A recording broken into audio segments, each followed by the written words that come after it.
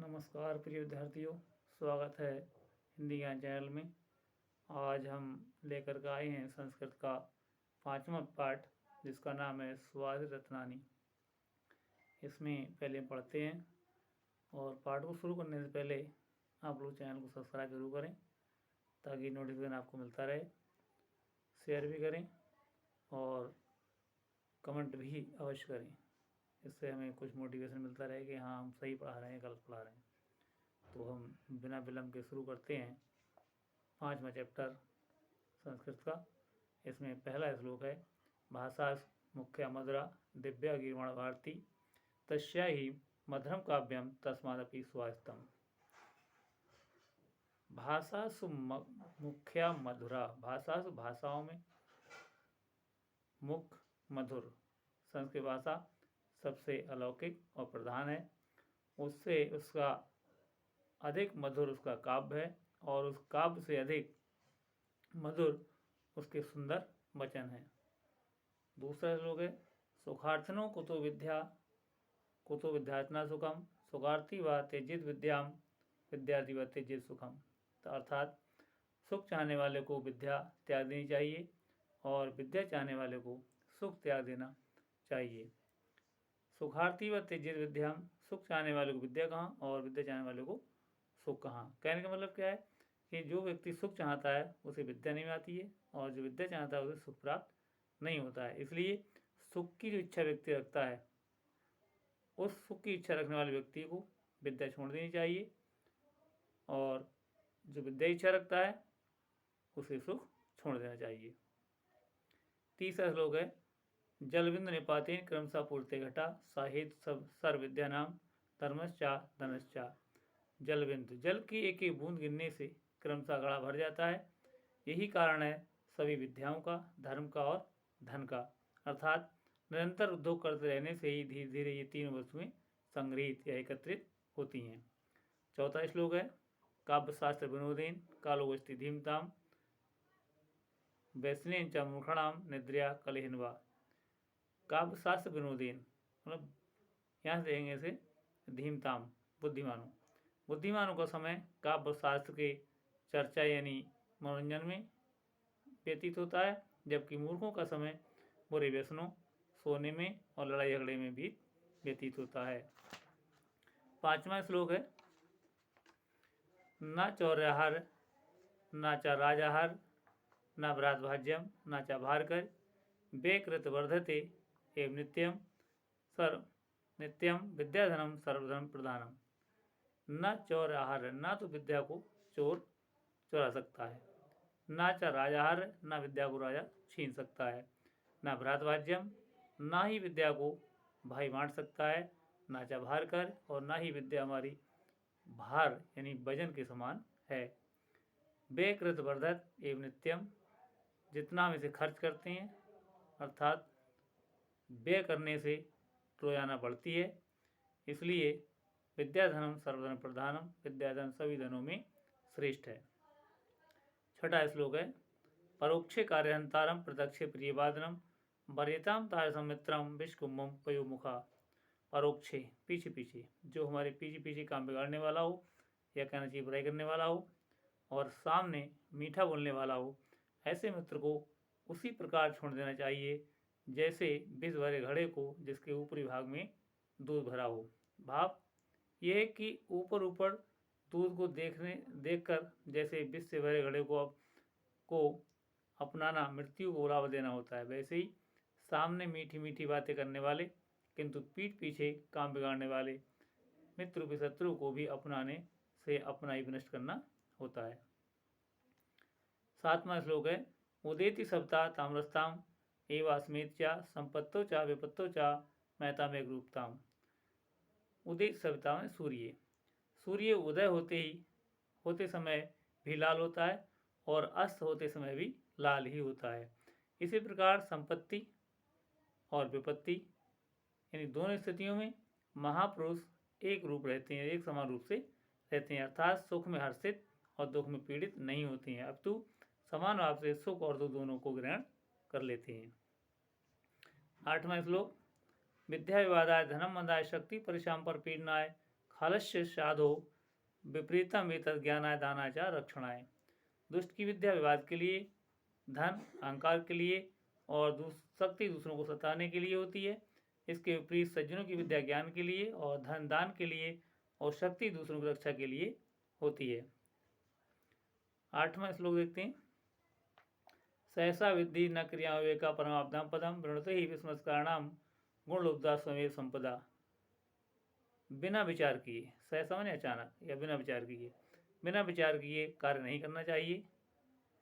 अज्ञान परम आपत्तियों का स्थान है।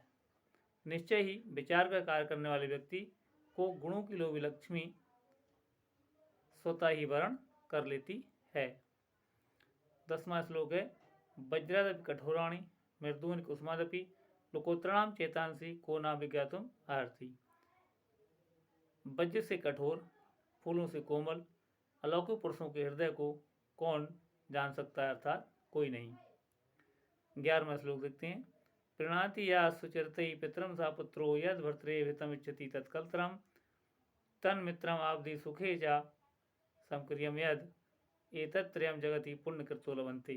तात्पर्य क्या है कि जो पिता को अपने अच्छे कार्यों से प्रसन्न करता है वही श्रेष्ठ पुत्र होता है।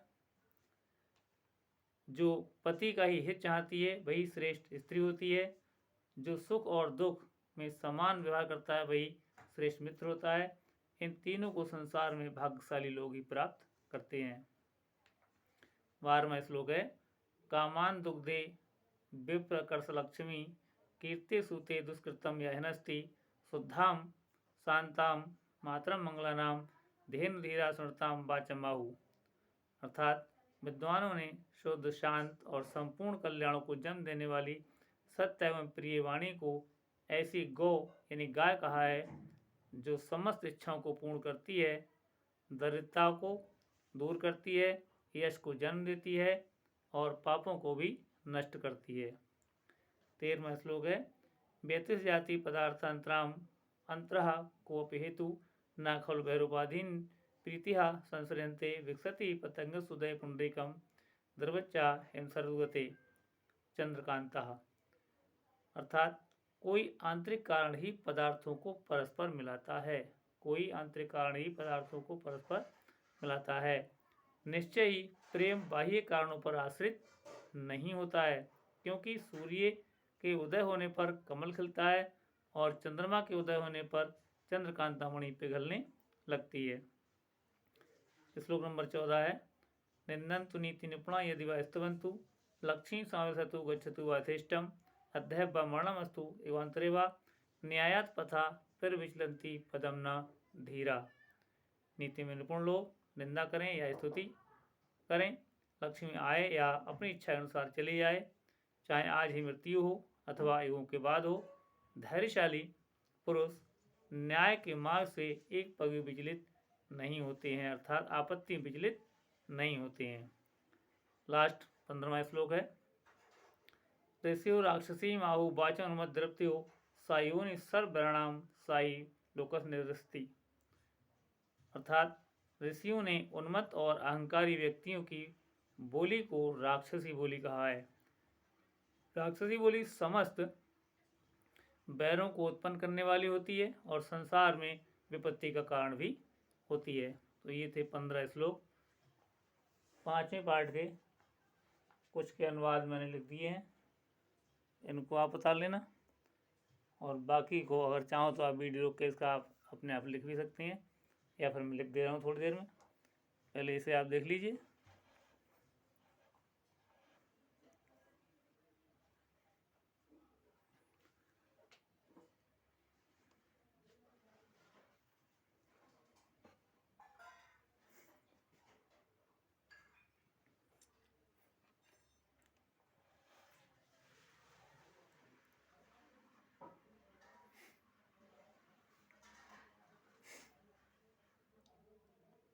लिख लिया होगा।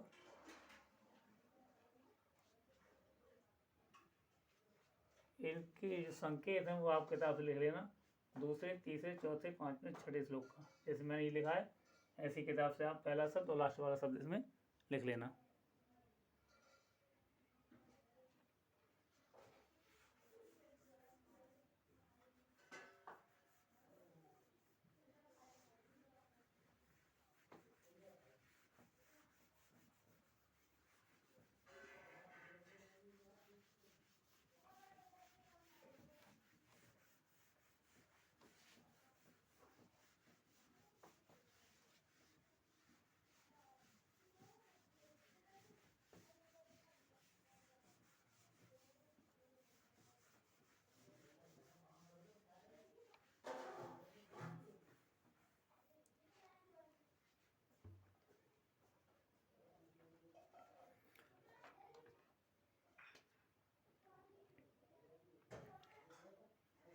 7 में श्लोक का अर्थ लिख लो। श्लोक संख्या 7 का अर्थ। संकेत है इसका उदित सविता। उदित सविता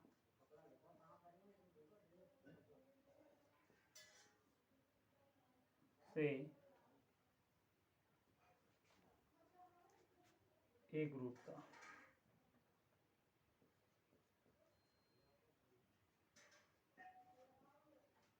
उदित सविता से एक रूपता। अनुवाद में संज्ञा के पूर्व हो जाएगा। अनुवाद देख लो। अनुवाद। सूर्य उदित होते समय, सूर्य उदित होते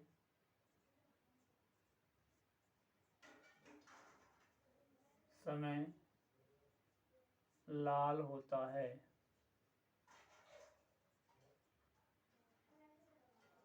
तथा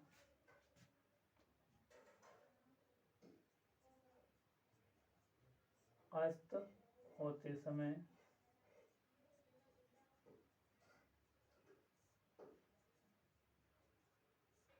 लाल होता है।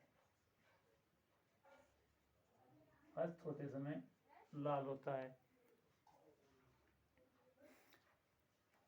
इस प्रकार संपत्ति और विपत्ति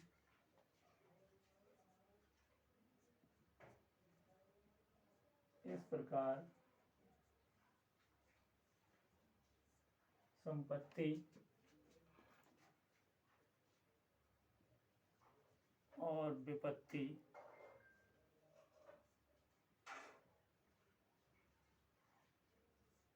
दोनों स्थितियों में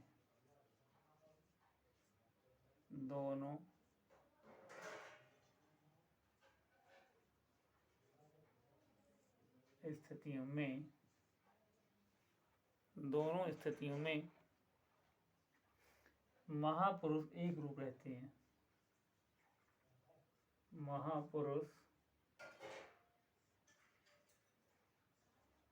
एक रूप रहते हैं। 8वें का संकेत देखो। विद्या विवाद आए। विद्या से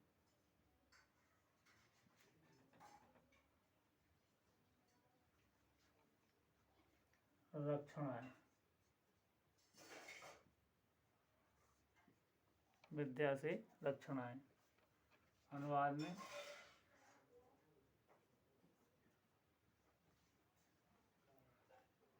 दुष्ट की विद्या विवाद के लिए, दुष्टों की विद्या विवाद के लिए, दुष्टों की विद्या विवाद के लिए, धन अहंकार के लिए,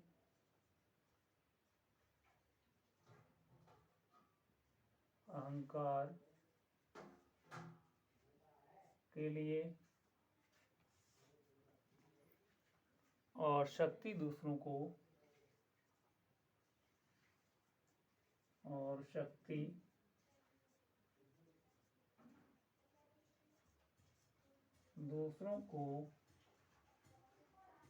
पीड़ा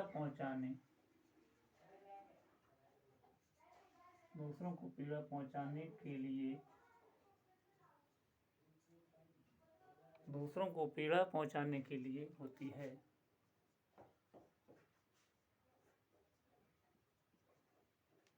पीड़ा पहुंचाने के लिए होती है। इसके विपरीत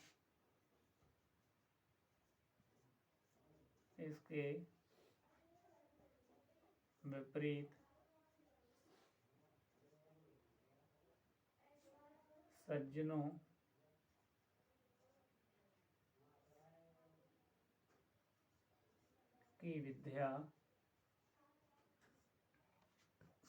की विद्या ज्ञान के लिए,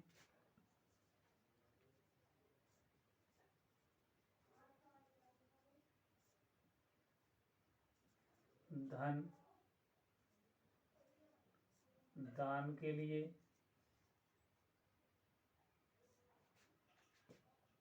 और शक्ति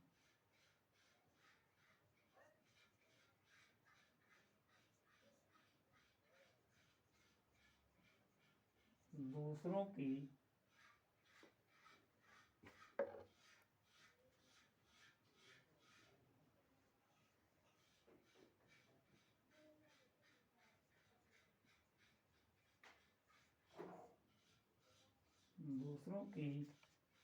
रक्षा के लिए होती है।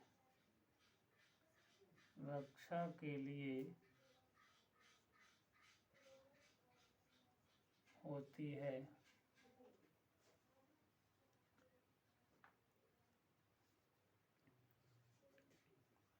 इसके बाद इम्पोर्टेंट है ये श्लोक नंबर 10।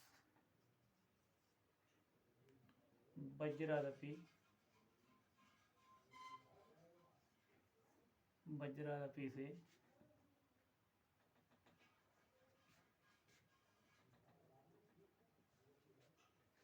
विज्ञातुम अर्हति।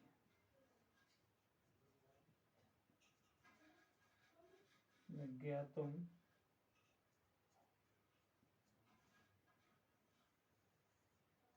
अर्हति। इसका अनुवाद लिख लो, सब नहीं लिखाना है, कुछ छोड़ दूंगा।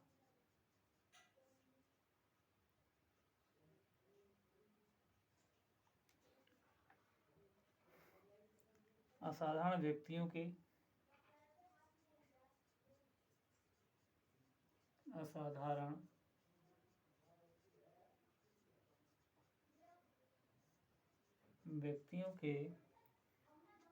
वज्र से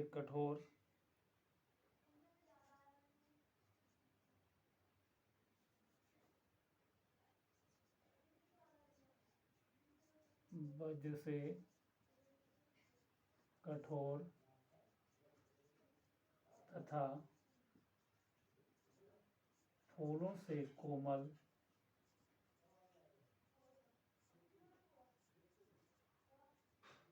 हृदय को कौन जान सकता है। अर्थात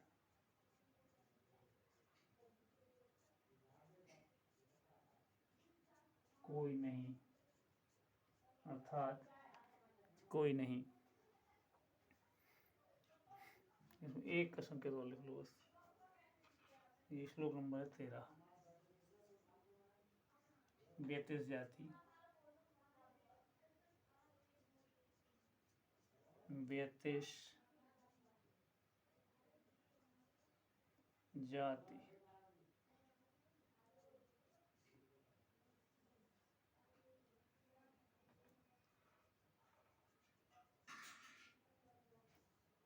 से चंद्रकांता।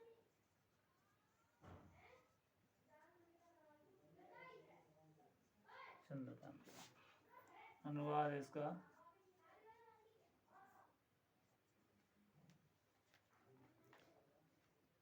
कोई आंतरिक कारण पदार्थों को परस्पर मिलाता है। कोई आंतरिक कारण ही पदार्थों को परस्पर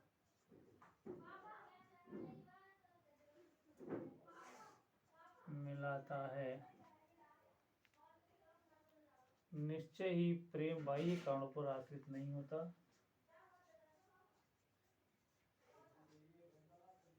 निश्चय ही प्रेम बाह्य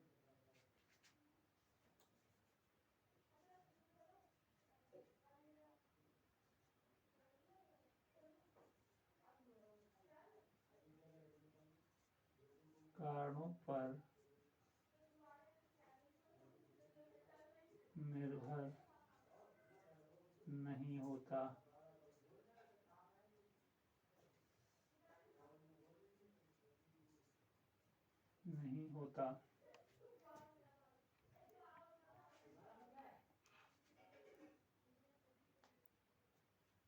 लास्ट में 15 नंबर एक और देख लो बस। ऋषियों से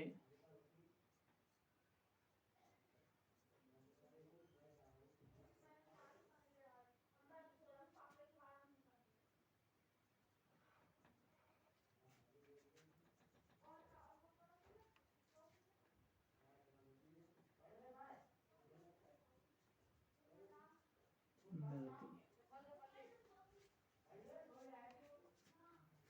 अनुवाद।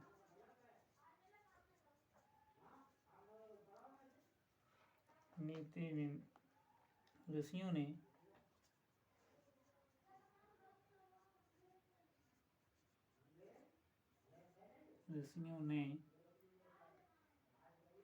अहंकारी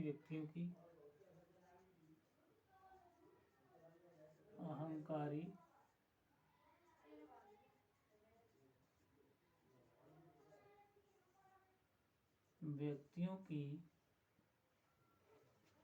बोली को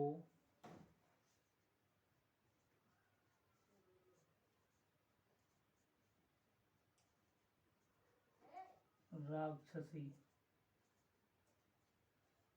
वाणी कहा है।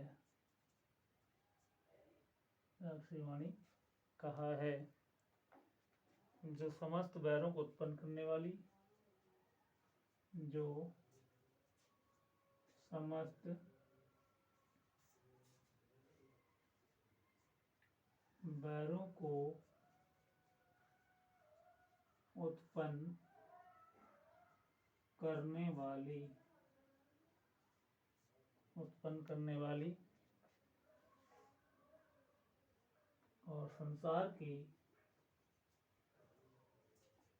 और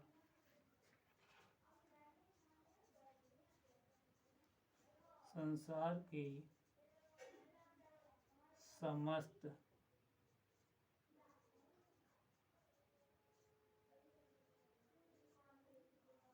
विपत्तियों का कारण होती है।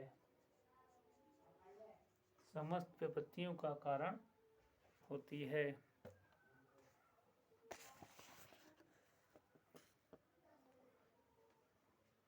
ये रहा हमारा चैप्टर नंबर 5 और इसी के साथ इस चैप्टर का समापन। अगले चैप्टर में फिर हम मिलेंगे, तब तक के लिए नमस्कार।